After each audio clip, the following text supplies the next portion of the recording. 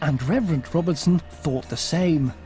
Forget the satellite peaks, he would climb straight to the highest summit.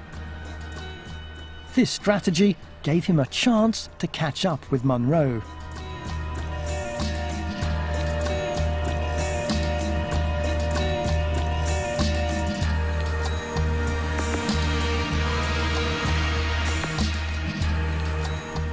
And in conditions like these, it's easy to see why.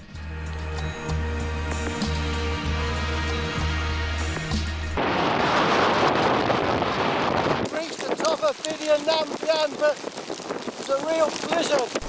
Now if we're going to climb the 2 satellite peaks, we'd have to spend, what do you reckon, Alan, another hour going along the ridge in that direction and then in that direction.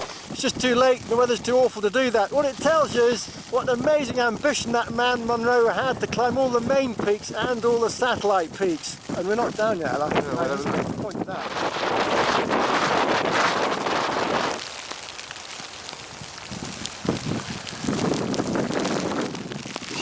This is the real thing, it's really tough. I've just had my heart pounding.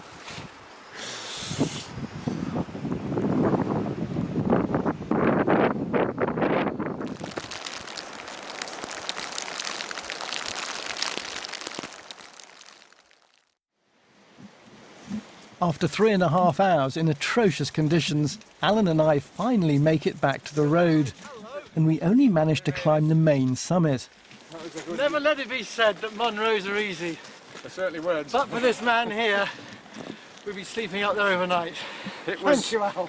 It was fun. It required a determined approach up there, let's say.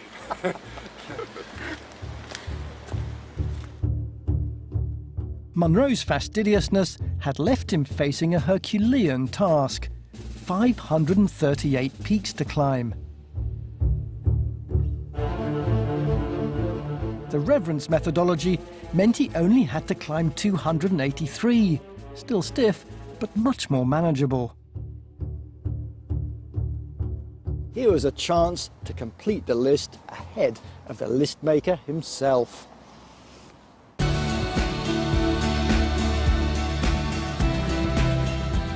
First Munro, and now Robertson, had been entranced by the list. Each had their opinion on the rights of ordinary people to roam the hills, but neither could have anticipated the mass appeal of the list, come rain, snow, or yes, even sun. Dave Hewitt is editor of cult hill-walking fanzine The Angry Corrie. He's become the country's foremost expert on the social phenomenon that Munro bagging has become. Now, Dave, it's a strange obsession, isn't it? What sort of person wants to come here to get wet and cold and eaten by midges? I mean, who's your average Munro bagger? I don't think there is an average one, really. I think it covers, you know, all ranges of occupations and classes. Just a right variety of people. Probably more men than women. It's maybe about 75% men, perhaps, insofar as you can put a figure on it. So all walks of life, but a male bias? I think so, yeah. I mean, there's an academic thesis to be written about why men are more interested in ticking lists than women. But yes, I think so. What's the scale of it? How many people are out there Munro bagging? It's very difficult to say, but it's in the thousands, probably in 5 figures. It's extraordinary that people do this in such numbers, but people keep doing this and keep coming back to do more of it. And it's not rational at some level why people do this. What do you think Sir Hugh Munro would say if he saw thousands of Munroists going off bagging his mountains, tramping across these sacred hills and glens? I think he would have stroked his beard in a certain puzzlement. Probably quite proud in a way, I think. I would hope that he would be pleased if he could see it now, and that it's a kind of tribute to him, I suppose, in the diligence he had of putting the list together, and the success of the list in terms of it's pretty accurate from the word go. But who'd you rather spend a day in the hills with, Robertson or Munro? A bit of both, really. Munro appears to be something of a pedant, and a diligent pedant, and I can warm to that, as I've got tendencies that way myself, I suppose.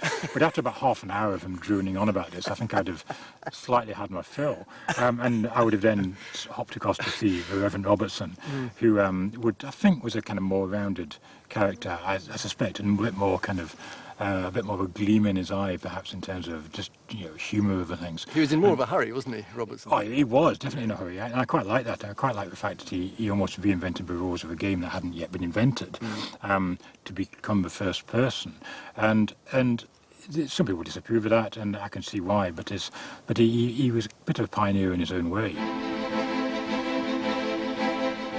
The game for both Munro and Robertson was climbing the mountains on the list. But with his radical idea of only climbing their main summits, Robertson had opened up the game to many more players. Today, not many hill walkers are prepared to tackle Munro's challenge of 538 peaks. Instead, most follow Robertson, ticking off the main mountain summits only, which has become known as doing the Munros. It's Robertson's 283 main mountain summits that we now call the Munros. Today, over 4,000 people are recorded as having done them. Munro himself could have scarcely dreamt his empty mountains would soon be trodden by so many. Munro's list ceased to be his own personal property almost from the moment he put pen to paper. Starting with Robertson, it's been adopted by thousands who've used it to chase their own dreams. It's really just a list of mountain names, and yet it's luring more people than ever into Scotland's wild country. The list has had an addictive mass appeal, but it casts a very personal spell on everyone who follows it.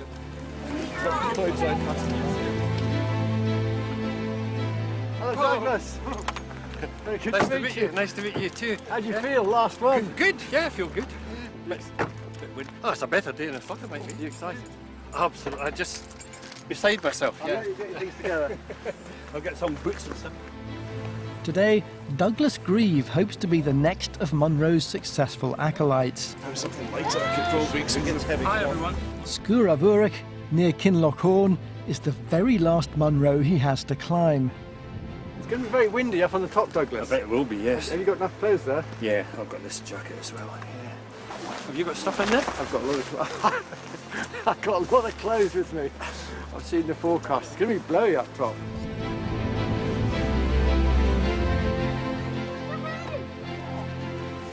Douglas has gathered around 20 of his friends and family for this final ascent. It's a day that deserves to be marked. He has climbed all the Munros bar today's in little more than 6 years. It's been all-consuming, a life-changing journey. It began soon after Douglas retired, when his wife died. Oh, that's good. Getting off up into the hills and getting lost in yourself, I've heard people so often say it's a sort of a spiritual experience, and that's why I've done more than half of them on my own, and I do thoroughly enjoy it.